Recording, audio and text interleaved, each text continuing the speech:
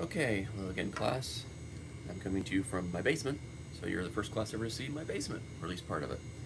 Down here might be a little bit quieter, we'll see. I hope the lighting's okay. We're all adjusting as we go, right? So, Hegel, then, is who we're up to now, and he's building off of what Kant's doing. So we're now past the Plato versus Aristotle distinction. Kant has combined those two, and we're moving on from there. Kant is also the last figure that the Continentals and the Analytics all take seriously and look at. So Hegel is the first one. This is the early 1800s, so he's predating Heidegger by about 100 years, a little more than 100 years in his writing. But we'll see a lot of Heideggerian themes in what Hegel's doing, but Hegel comes first chronologically. But Hegel, since he's going to be focusing on things like self-actualization, the Analytics aren't too keen on him. He's considered the first of the three evil H's: Hegel, Husserl, Heidegger. Husserl was Heidegger's Jewish mentor that I talked about before, who fled to Belgium. I may continue to adjust the light as we go. But Hegel's the first of these. And so he's also a German, and it's been said that he takes Kant and puts Kant in motion. Hegel's all about dynamism, movement, motion. It's going to be a lot about paradoxes and tensions that don't really get resolved. So this is from Phenomenology of Spirit, this excerpt that we're talking about. His next text after that is his text on logic. Because he's doing what he's doing, Western logic, all those deductive patterns and things that we looked at, again, seemingly forever ago now, don't really apply to what he's doing, because it's all about this or that, like to the exclusion of, right? That it's binary, it's either A or it's B, and he wants to do and both. So we saw that a little bit with the disjunctive syllogism, that's an inclusive or, but he needs to go even further, and we'll talk about that in a little bit. So to kind of give the perspective of where Hegel's coming from, he's really, in large part, trying to explain the concept of progress. So, until very, very recently, progress was understood as inevitable, that we were necessarily improving. And so Hegel set about trying to figure out, why is that the case? Why are we always getting better? Why are we always achieving more freedom for more people? Why is science always doing more and better? Why are people always living longer? What's up with that? Because it seems that individual people plateau. We sometimes regress. We're not always progressing. So it can't be about us then. And so he starts Phenomenology of Spirit, and Phenomenology of Spirit is really this kind of philosophical look at the entirety of history. So he's going to start in the beginning. In the beginning, for Hegel, was the absolute. Sometimes he calls it the absolute, sometimes he calls it absolute spirit, sometimes he calls it absolute knowledge. So there are these interchangeable terms. We'll just call it the absolute. Now, the absolute will sound a lot like God. Hegel assures us this is not God. Okay? The absolute is there in the beginning when there is nothing else. It therefore creates everything. But here's why the absolute creates everything. Because the absolute's not self-aware. The absolute is not self-aware. It doesn't even know about itself. Therefore, it can't be omnipotent. It can't be all-knowing. It's also, as we'll see, not all good either. So the absolute creates everything for selfish reasons. It creates everything in order to learn about itself. The absolute at least realizes that we learn a lot about ourselves through our interactions with others.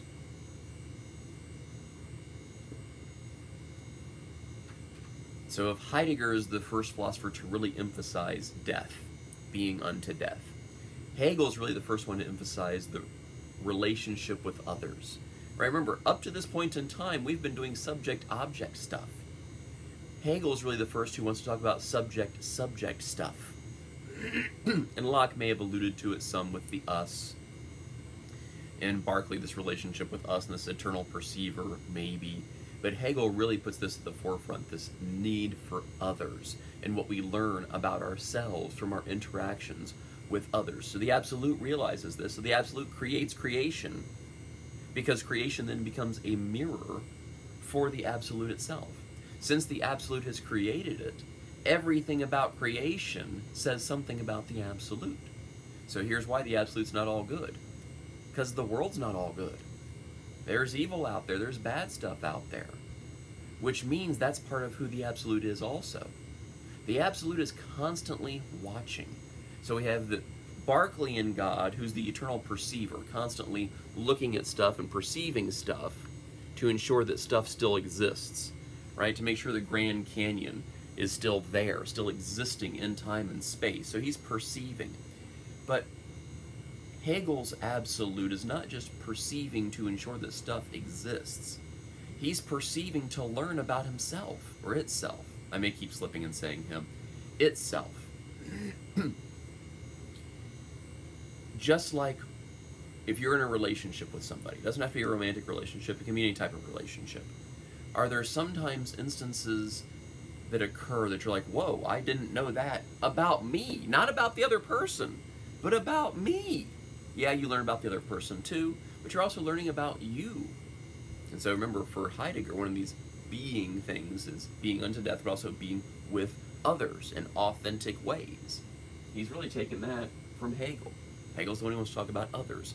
So this Absolute creates creation in order to learn about itself. It creates creation. Now, creation does, at least us, this part of creation, does have free will. That's how the Absolute can learn about itself. The Absolute doesn't really learn that much by observing squirrels or by observing chairs. The Absolute learns about itself by watching us, because we're free to make decisions. But those decisions have their basis in who the Absolute is. And so even things that seem awful to us, like, you know, COVID-19, for instance, the Absolute can learn a lot about itself based upon how we, free-thinking, free-will things, react and respond to this current crisis. So some people will sink into depression.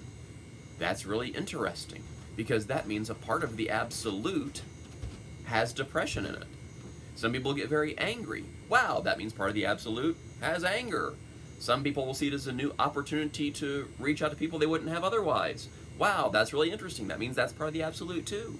That all of our reactions, all of our thoughts, all of everything about us comes from the Absolute. This is like, and I've probably made this reference before in class, this is like an author who's writing a story. The characters are extensions of the author. But these characters eventually kind of take on a life of their own and sort of make decisions that the author may not have been expecting. Now, of course, it's still from the author. These characters are still the author's children, if you will. But these decisions take the author by surprise. It's sort of like an artist who paints a self-portrait, right? That by objectifying the image, the artist can then see themselves differently than they do if they're just looking in a mirror. An artistic representation that they've created, right? Van Gogh was famous for this. Van Gogh, Rembrandt, most of the great artists at some point did a self-portrait. Many of them did multiple self-portraits. By looking at those self-portraits, you can see what the artist thinks about themselves at that point in their life. So the Absolute looks at the other creation, us, to learn about itself. So there's this odd relationship between the Absolute and us. So in the beginning is the Absolute. The Absolute then creates creation. But throughout creation then, we are making progress. Why? Because what progress actually is not us getting better. Progress is the Absolute learning more about itself. Progress is the Absolute coming to self-realization. And so you can never learn less about yourself. You can only always learn more about yourself. So that's why progress. As we have these insights, as humans, free-thinking, free-willing things, and the absolute learns more about itself. Progress is inevitable, not because of us completely, but because the absolute's always learning more about itself. And so what progress actually looks like, though, is not this straight line. That's not what it looks like from our perspective. And so everything we talk about for Hegel is going to be from two perspectives: the perspective of the absolute and the perspective of us. From the absolute's perspective, yeah, it looks like this. Progress, always learning more about itself. But from our perspective, what it looks like is this.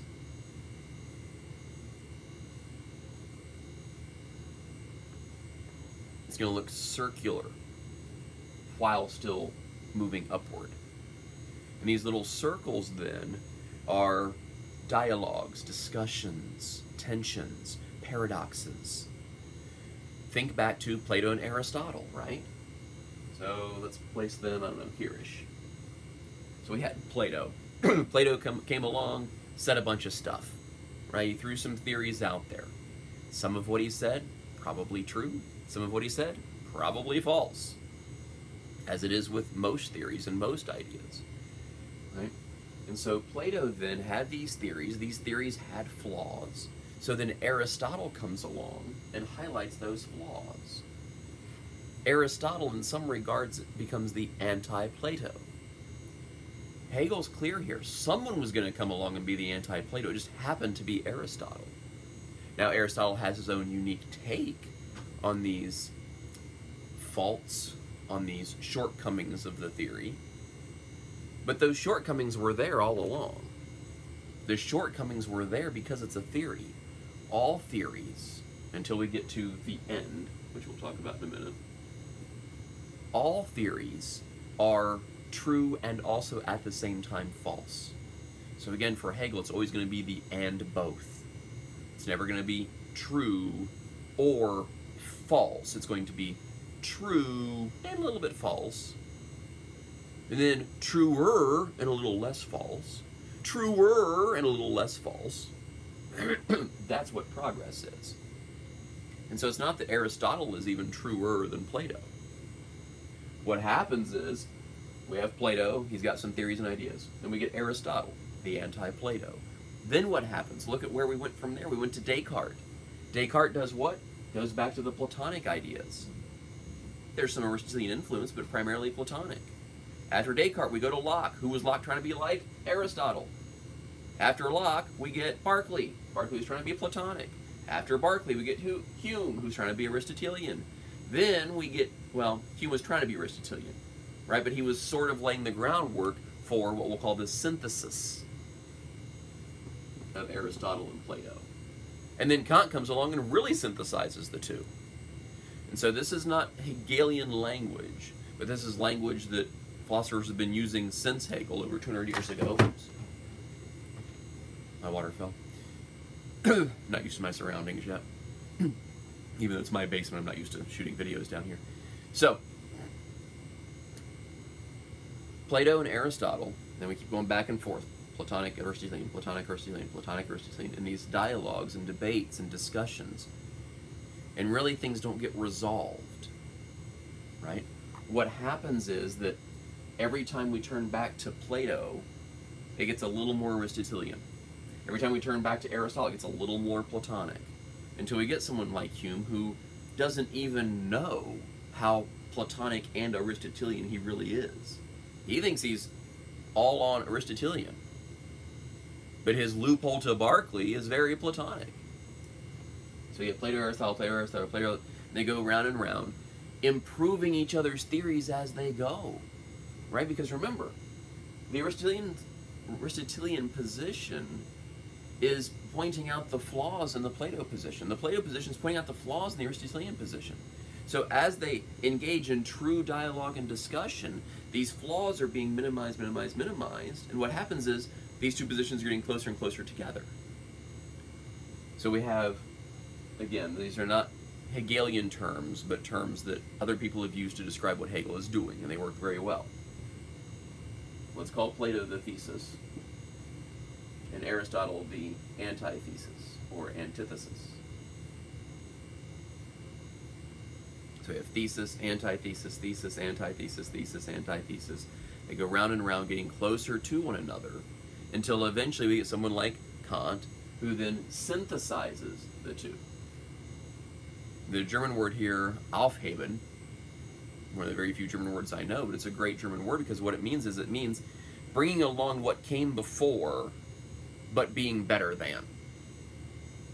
That's what we're doing. We're bringing along the best of Plato and Aristotle, presumably leaving behind the hugest flaws of them, because they've been engaging in dialogue with one another, improving one another's theory, getting closer and closer to a synthesis, to a togetherness. And then that leads to something higher and better. There's your progress move. So there are little moves of progress along the way, but the big move of progress is the synthesis bit.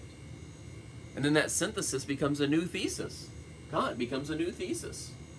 And who becomes Kant's antithesis? Well, in some ways it's Hegel. And then they'll go round and round, and then there'll be a new synthesis, so on and so forth. And so this is progress. Because what's happening again is the absolute is learning more about itself. And so Hegel will talk about, look, from our perspective, sometimes things look pretty negative. We see anti, and we think negative, the not thesis, and that is true. But from the perspective of the absolute, it's also positive, because it's going to lead to this synthesis thing, it's going to lead to this betterment thing, it's going to lead to this progress thing, this self-actualization thing. And we'll see as we go that the thing that the absolute is doing is also what we're doing. That we're also progressing because we're learning more and more about ourselves, becoming more self-aware, more self-conscious. And so, again, Hegel laying the groundwork for someone like Heidegger, but also in some ways harkening back to someone like, dare I say, Plato, who wants to talk about this soul transcending, awakening, so on and so forth thing. So we have this thesis, antithesis, synthesis. That's what it looks like from our perspective. It's also to some extent what it looks like from the absolute's perspective. Because the absolute knows that there are flaws along the way until the absolute becomes fully self-aware. That's the end. It's at least the end of history. Because what is history? History is a tale of progress. What is progress? The absolute becoming more self-aware. When then does progress end? When the absolute knows everything there is to know about itself. When it becomes fully self-aware, fully self-conscious. Then there's no more progress, no more history. Now, I don't know, and no one does, and Hegel doesn't say either. We don't know if that also means the end of time. We don't know if that means the end of the planet. It just means the end of history. Maybe it looks like, bam, everything stops, the end. Or maybe, some people have posited this, maybe what it looks like is we're just stuck in this last cycle forever. This last cycle before the end. We just keep running that over and over and over and over and over again. You can see this with things like fashion trends that cycle back around, or toys that come back about every 20 years, give or take. But that's just because when people are in their early 20s is typically when they start having children. They want their children to have the same stuff that they had growing up. So that's why G.I. Joe comes back, and Barbie comes back, and Thundercats comes back about every 20 to 25 years. But anyway, so maybe that's what it looks like, it's just the cycling around. It sort of doesn't matter. Because from the absolute's perspective, the absolute's done. The absolute has accomplished what the absolute wanted to accomplish. Self-awareness. So it's as if, so again, the absolute's constantly watching. It's an active observer of what we're doing so that it can learn about itself. So imagine that this is someone watching a documentary and they're really into it. They're really learning about whatever it is, dolphins or genomes or whatever it is they're watching about. So they're watching, they're actively watching, actively watching, actively watching. When they're done watching, when they've learned what they wanted to learn from the documentary, maybe they turn the TV off, right? Maybe everything blinks out of existence. Or maybe they leave it on as background noise. They're just not actively watching it anymore, right? The next show comes on and they're kind of still processing the previous show, and so they don't think to turn it off or change the channel or whatever. So life and existence, the television show, continues to go on, even though the Absolute's not watching it anymore. Maybe. I don't know. I don't know. What further complicates things, this is why I kind of wanted to lay some background before you did the reading, because what he calls this thing here, this progress tale, he calls it science. He calls it a system. It's just an ever-changing, ever-evolving system. It's a system of movement and dynamism, not the type of system we typically think of when we think of systems, and certainly not what we typically think of when we think about science. But that's what he's talking about.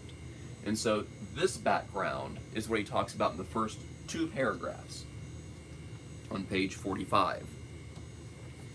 And I really wish that Cottingham would have retitled this one, because he called the Kant excerpt, remember, Metaphysics Old and New, and we talked about why last time.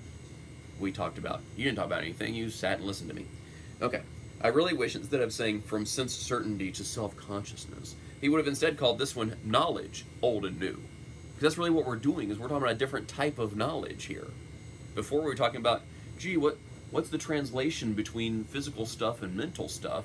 Now Hegel's like, who cares about all that crap? Let's build off what Kant did with this new metaphysics, psychology, mind, subject, and all of that, and let's focus on that and try to figure this thing out instead of that stuff out there and our relationship to it. Let's instead focus on our relationship to the absolute, the thing that made everything. We'll play that part out here a little bit as well. Knowledge is only real and can only be set forth fully in the form of science, in the form of system. So when he's talking about science, what he means is system. What system is he talking about? This one. This thesis, antithesis, synthesis thing. That's the system he's talking about. That's science for Hegel. Hegel's doing some funky things with language here. He's changing on purpose our preconceived notions of what some of these words mean. And so like we talked about with Heidegger, using das Sein, this term stripped of all meaning, he can then heap meaning onto it. Hegel's doing the opposite thing. He's going to use familiar words, but change the definition to make it unfamiliar. And actually one of the great quotes from Hegel, he says that the familiarity of the familiar is the problem. That he wants us to have this distance, this separation from. Knowledge is only real and can be set forth fully in the form of a science, in the form of system. Further, a so-called fundamental proposition or first principle of philosophy, even if it's true, is yet nonetheless false, just because, and insofar as it is merely a fundamental proposition, merely a first principle. It's way back here. Plato, some of what he said probably true, some of what he said also false. It's not going to be completely true. The only time there's complete truth with no more falsehood is at the end, once the absolute is fully self-aware. So this is why then Hegel's second text is his logic textbook. He's really, I don't know if he realizes it or not, I don't know. He's really stealing from Hindu logic. So in Western logic, it's called bivalent, right? So we talked about A's and B's, right? Well, like if A, then B. If A, then B. A, therefore B, right? So we're dealing with A's and B's. The light switch is on, the light switch is off, right? Binary, right? Coding, computer language, all that stuff. It's a very Western way of looking at things.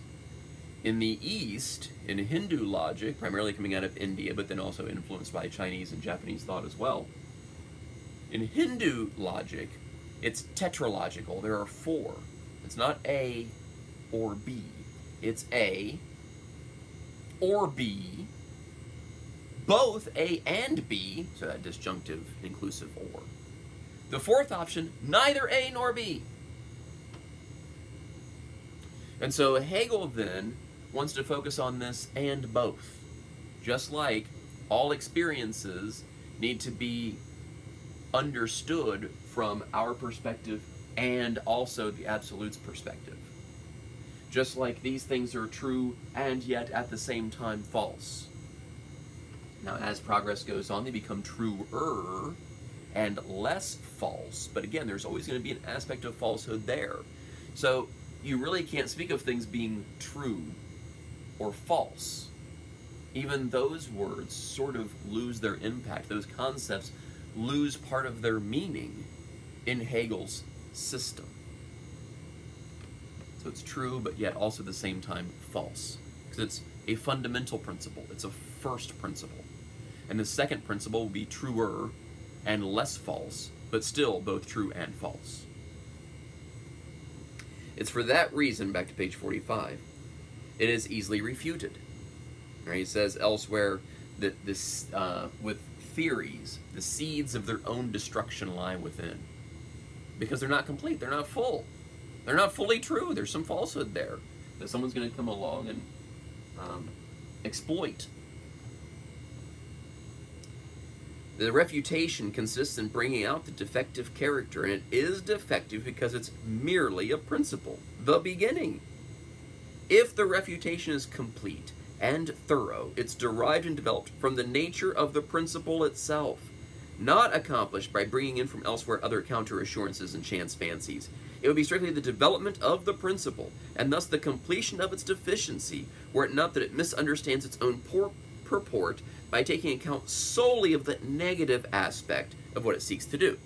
So again, this antithesis comes along, and it's just like, I'm just going to attack the thesis.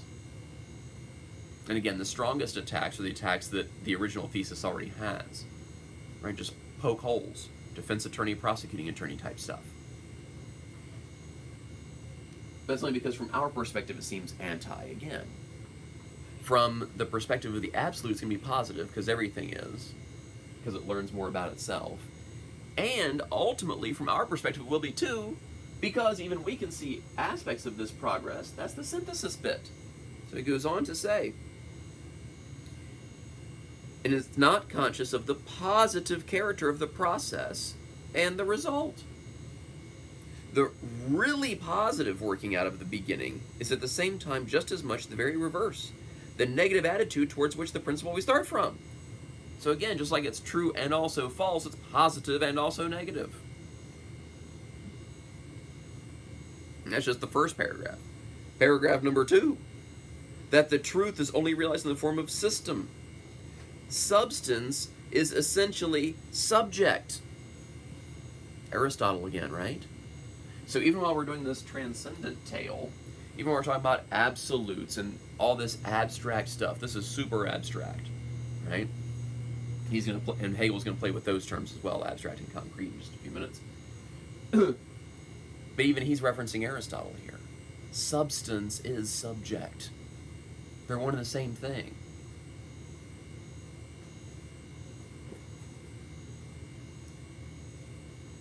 Spirit is the only reality, this absolute thing, that's running through this whole thing. And again, we're extensions of, reflections of the absolute. The spirit is the inner being of the world. It's everywhere. It's in everything. Because it created everything. Good, bad, indifferent, all of it.